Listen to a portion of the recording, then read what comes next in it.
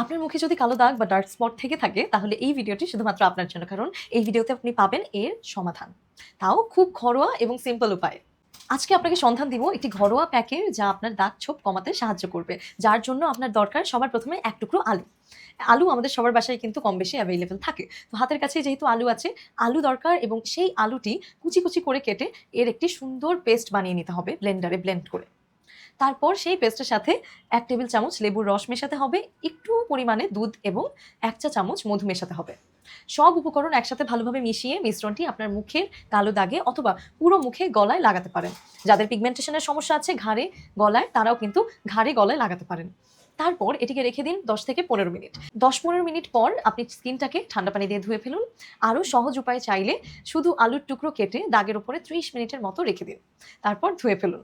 এই ঘরোয়া প্যাক বা এই ঘরোয়া টেকনিক আপনি নিয়মিত ব্যবহার করলে মুখের দাগ হবে অনেকটাই ফেড, আর পুরোপুরি ক্লিন হবে ১ থেকে ১.৫ মাস পর।